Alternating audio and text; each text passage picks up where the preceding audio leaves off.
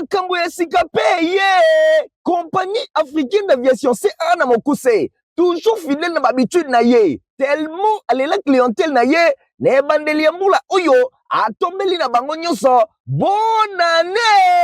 ba meilleur vœu na bino nyonso na année oyo ya sika CAA akani komema bino na ba dimension likolo lisusu encore plus de confort sécurité ponctualité et likolo nango bakisa luxe au travers bavion na ye mokwake bobosana te na 2026 oyo CAA zokokisa 34 ans mokoka toujours na service ya bakongolais pe ya clientèle na ye nyonso. Ah, CAA, mfumu. Fly CAA, votre confort et votre sécurité au cœur de nos préoccupations.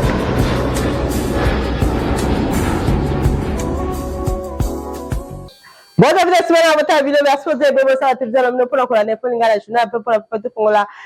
pour le chef de l'État Félix Antoine Tshisekedi Tshilombo à Koma Kibongo na Davos na Suisse pour participer à la 56e réunion annuelle du Forum économique mondial au Yerusalem du 19 au 23 janvier 2026 na thème central na Italie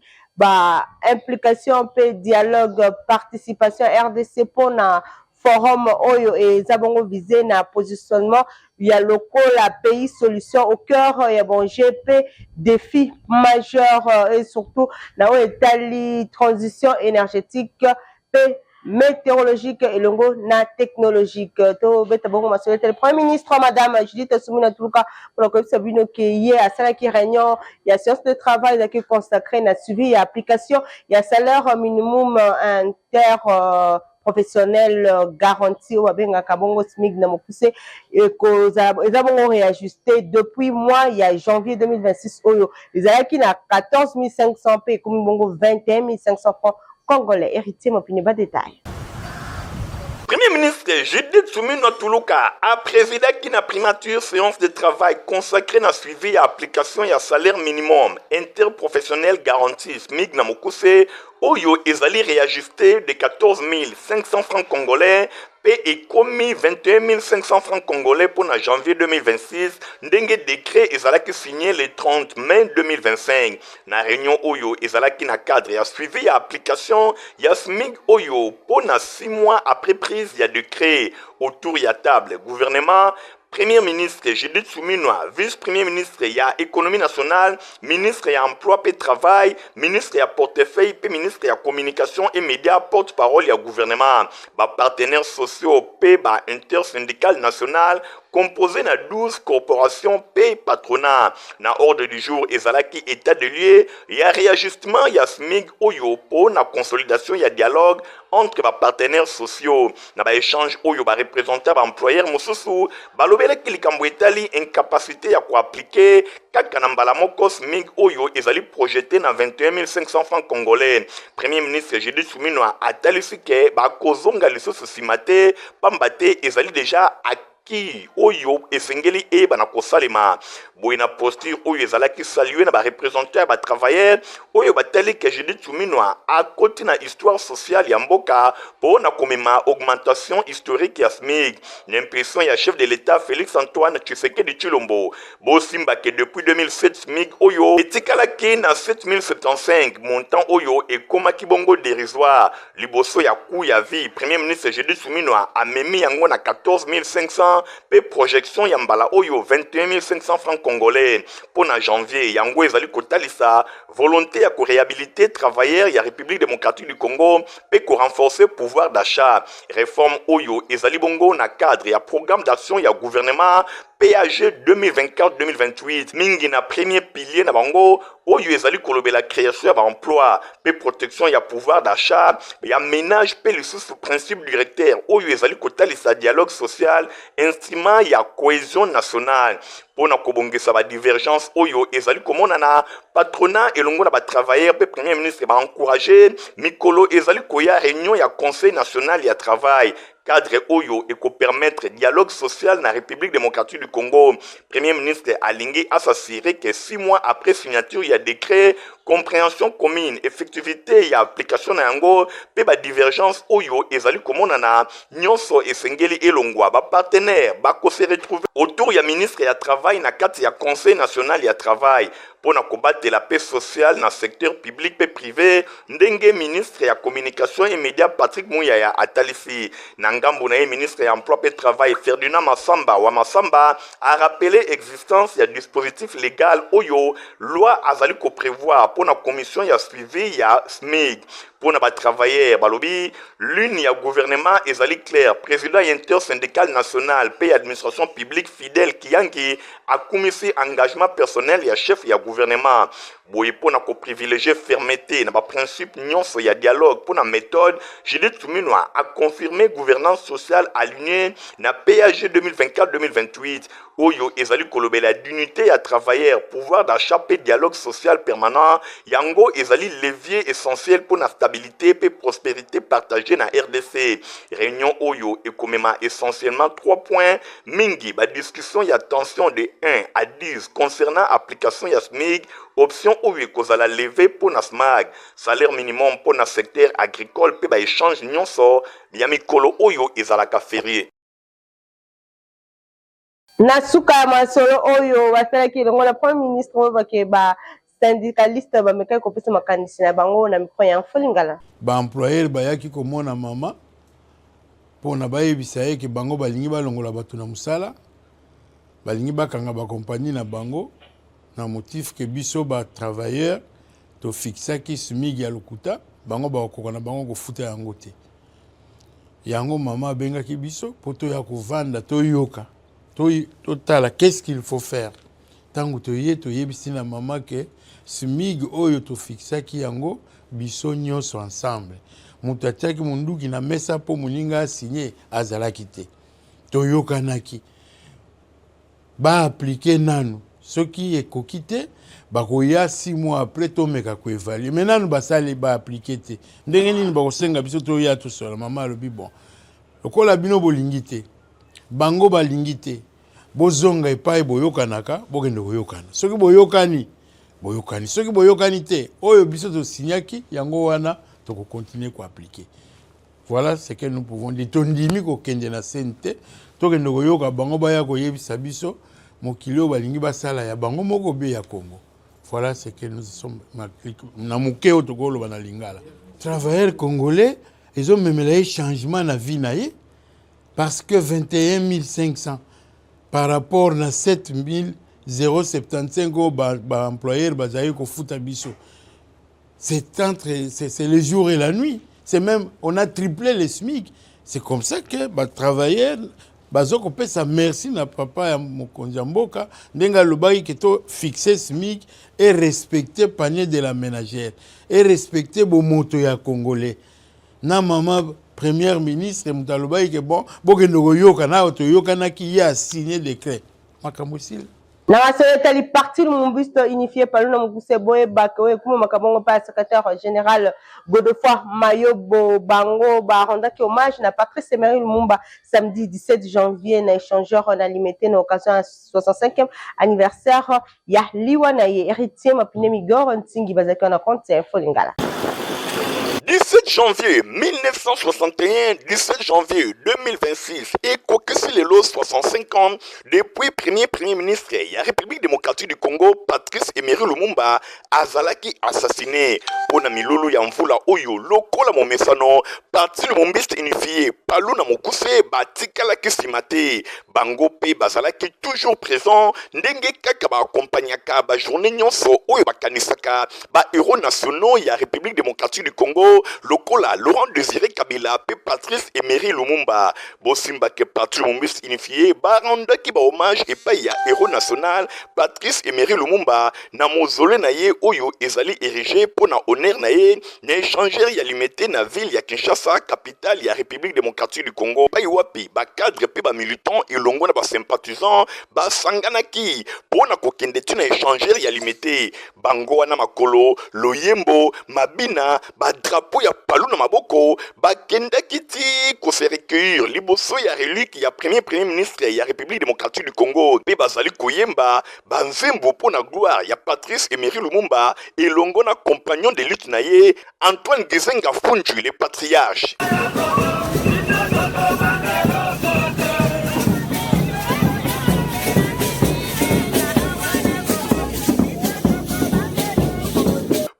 Tango bakomaki na échangeur ya limité liboso ya monument ya Patrice Emery Lumumba moto epelaki na ndenge ya kosakana te parti Mombiste unifié balakisaki ke bango nde ba véritable compagnon ya Patrice Emery Lumumba pe tango nyonso bazalaka présent mpona kokanisa mémoire na ye na milulu ya boyi.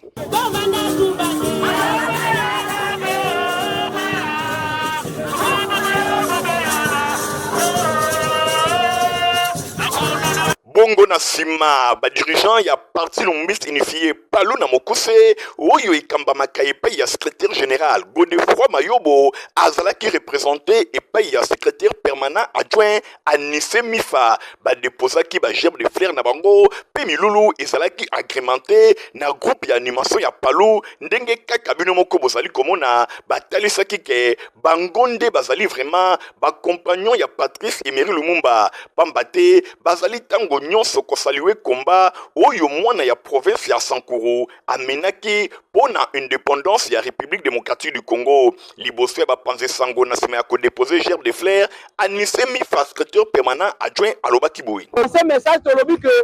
Congo eza na indépendance parce que Lumumba lutaki. Congo eza na liberté tozoloba boye parce que Lumumba a lutaki. Biso peuple congolais ezala l'état ezala biso population tokoki kobosa na ba héros nationaux na biso te. Tangu tozobosa na ba héros nationaux na biso tozo kabwana na histoire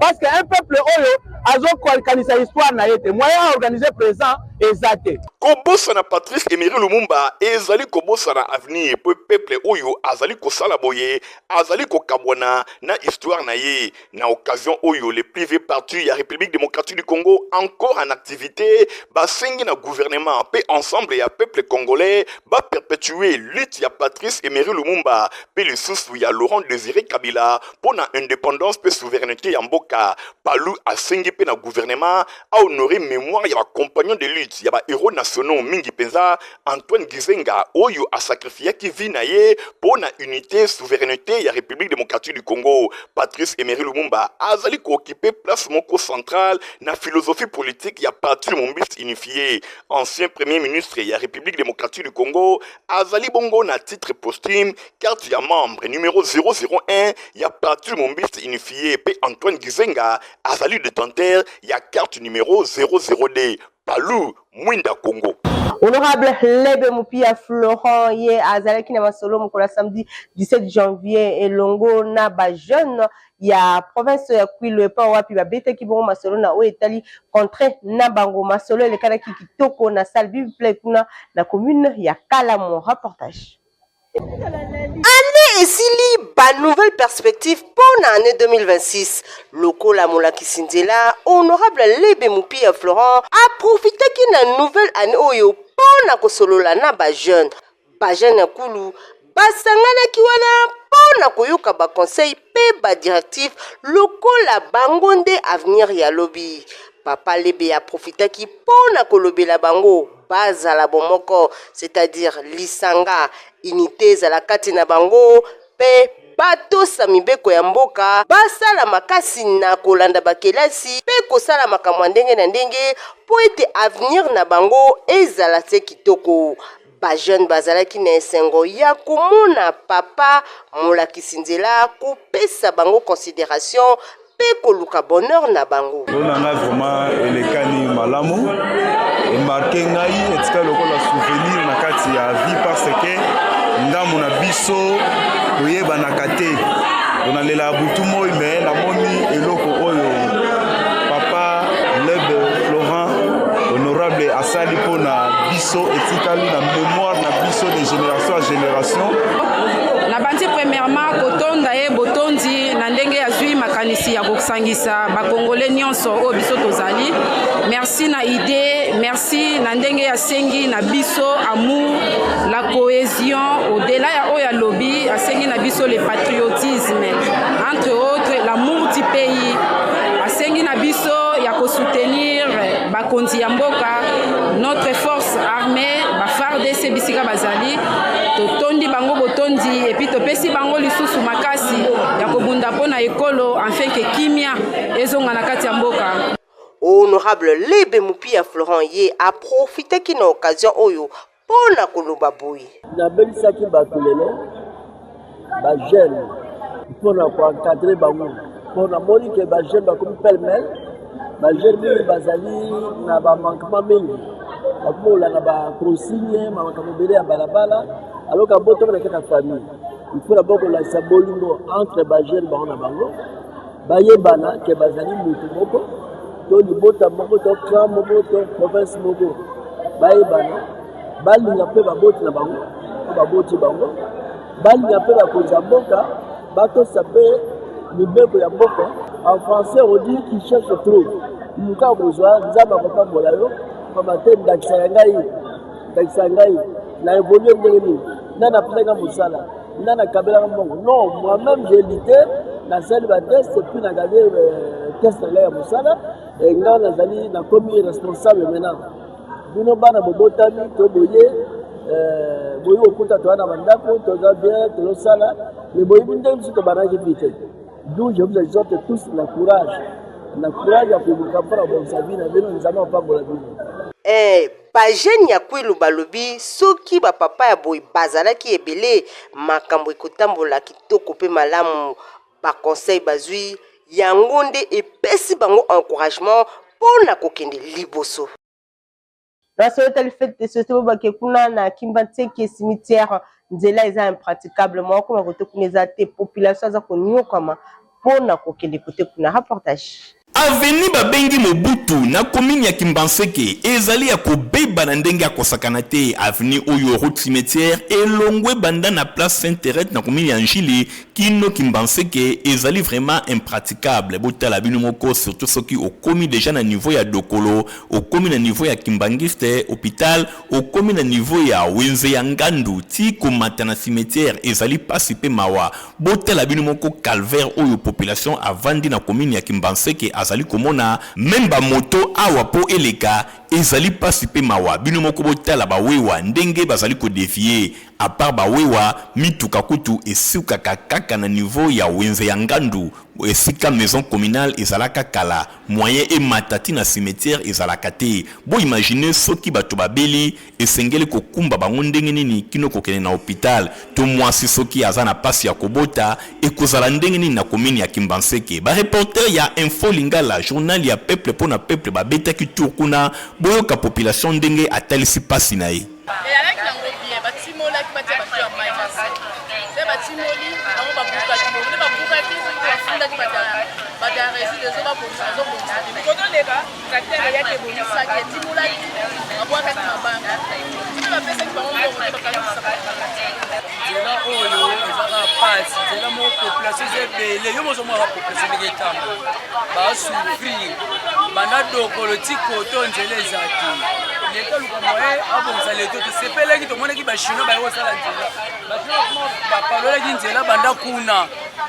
Tiba matiti likolo kuna kota kola ebeya mais les ministres au monde ba chino bazwa ba biloko na bango nyonso bazongisa ngo oto kosala te ba pesi biso mbongo te ba to souffrir la mai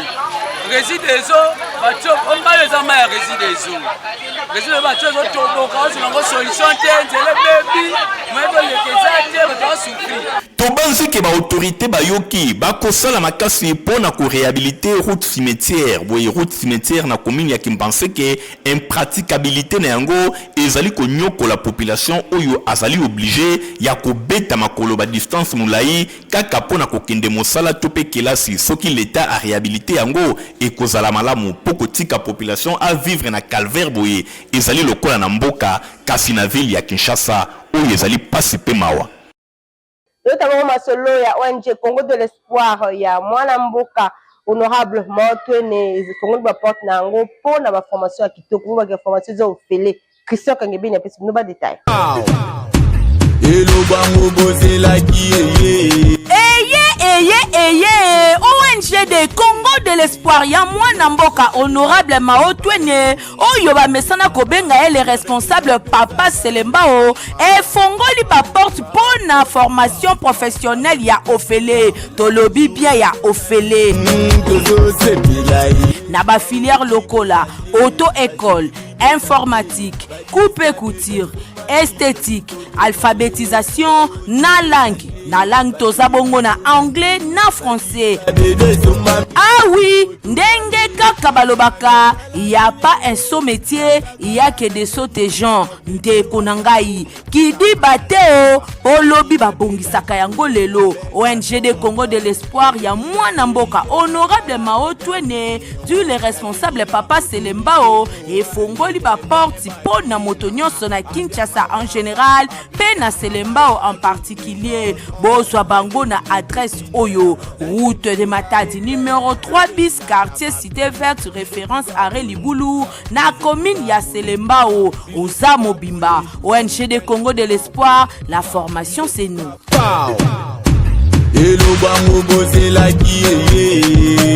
C'est à répondre à vol naïe destination Kinshasa Kolwezi. Et bien qui déjà à partir il y a le 18 décembre 2025. Mule esika ebandie makambo esika pe ye compagnie africaine d'aviation CA na mokuse toujours fidèle na habitude na ye tellement alela clientèle na ye na ebandeli ya mbula oyo atombeli na bango nyonso bonne année ba meilleur vœu na bino nyonso na année oyo sika CAA akani komema bino na ba dimension likolo lisusu encore plus de confort, sécurité, ponctualité et likolo nango bakisa luxe au travers ba avion na ye mo kwake bobo sanate na 2026 oyo CAA zoko kisa 34 ans mokoka toujours na service ya ba congolais pe ya clientèle na nyonso. Ah, CAA mfumu. Fly CAA, votre confort et votre sécurité au cœur de nos préoccupations.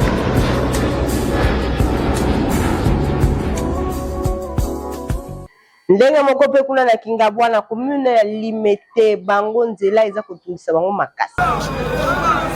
Awa toza na commune ya Limete précisément na quartier Kingabwa banzela awa ezali ya kobeba na ndenge ya kosakana te boyoka commune ya Limete ezali na avenue monene oyo babengi Kulumba na quartier Kingabwa avenue Kulumba oyo ezali avenue moko très fréquenté bana nyonso ya côté oyo na Kingabwa balekaka na nzela oyo mituka bakumbi moto ezali pe na population vraiment ebele kasi bino moko botala eta na yango lelo ezali malamu te meme bato ya makolo oyo balekaka na avenue Kulumba bazangi ndenge ya koleka ndenge kaka bozali komona esika ya kotia likolo ezali te poto na poto meme bawewa awa bazali komona pasi kaka soki osali moindre erreur okwei babeleli yo kabasele bilamba nyonso ebebi okokende mosala to esika mosusu ndenge nini population ya quartier Kingabwa na commune ya Limete bazali komilela tango nyonso pe bazali kotuna nani nde akobongisela bango avenue Kulumba ezali kaka avenue Kulumba te baveni ebele to baveni ya minene na quartier Kingabwa na commune ya Limete oyo nyonso ezalaka fréquenté ezali na yango ya kobeba population azali kaka obligé ya kotia makolo na poto ezala olati sapatu ezali ya kobeba ozali kokende mosala poto etondio na makolo ndeti kaka outi koyiba kasi ozali kobima pona kokende kosala bana ya Kingabwa na commune ya Limete bazali kolela babeleli ba autorité ya mboka botala nanu situation na bango pamba te bavenu nyonso ya minene oyo yango nde permetaka bango bisika bazali babimati na route principale ya poids lourd pona kokende bisika na bisika kasi soki ezali kodemere kaka ya kobeba ekozala malamu te mituka ezokota na ndenge elongobani te bamoto koloba te bongo population atambolaka makolo moyen vraiment ezali te kolela ya bana Kingabwa to banzike ekoyokana na matoi ya ba autorité pona kosala quelque chose enfin ke banzela oyo ebonga. Population ya commune na Makala za na esengo po baza kotongela bango banzela na avenue Kindundu eza kosalima kitoko.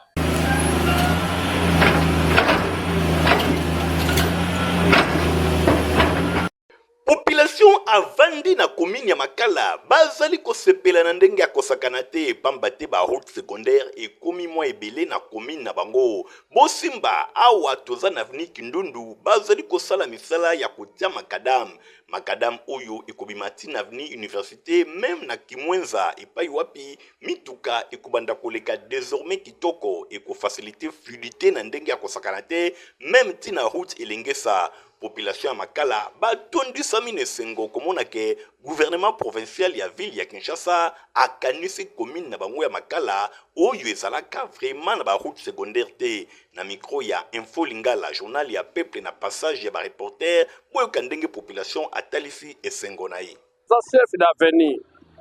ngai naza chef d'avenir oyo ezali avenir Kindundu quartier Malala commune de Makala. Ezali nzela eza kosalama mpona président na biso oyo alingi makala parce que banda 1960 makala ebandi nde kozwa nzela mpona fasi beton président na biso awumela oyo aye kocouvrir makala mpo ndenge tozali boye toza na esengo mingi na komi na makala toza na nsima ya fasi beton parce que si namoni ke sur 24 communes koningana ya banzela ezali banclavement kala mingi te eza kosila yango wana omoni ke toza na esengo makasi parce que nzela oyo ya Kindundu eza korejoindre na nzela ya Kimwenza oyo ekenda vers Yolo ekenda vers rond-point Ngaba yango wana omoni ke toza na esengo mingi biso bana makala toza na nsima ya président na biso fasi beton. La sepeli bandeko tondimaki te ke biso na makala un jour bakosala biso nzela ezalaki baprojet ya kala baye kosala biso nzela tosepeli topesi merci tozalaki na badifficulté ya kolongwa awa ti kobima na prince ya diversité lelo tokomi na prince na biso ya makala tokomi na Elegesa donc tokomi na Kimwenza en tout cas tosepeli mpenza lokola cette fois-ci bakonzi bakanisi biso surtout biso na avenir Kindundu po avenir yaki principal ezalaki principal tolonga bakonzi basali biso nzela atuke elo tosela kaka na bakonzi mosali ke ntina suka esila te mpo nzela oyo nde esalama boye facilité makambo ebele na makala bakangaka bato justement okofanda kaka boye na biso mikolo boye bakipasu agite liboso baloki mpe age me bakipasu agite na biso mikolo boye bakoma kokanga donc ndenge banzela esalama boye j'espère ke susi na biso eza ke esila te mosali ekontinue ntina suka mpo efacilité makambo ebele makambo na sasi na koloba ke bakangaka bato te mpo nzela so eza mwa minda mpe batie esala bele oyo na koloba yango wana vraiment liboso na koremercie président de la république na mosala aza kosala ya banzela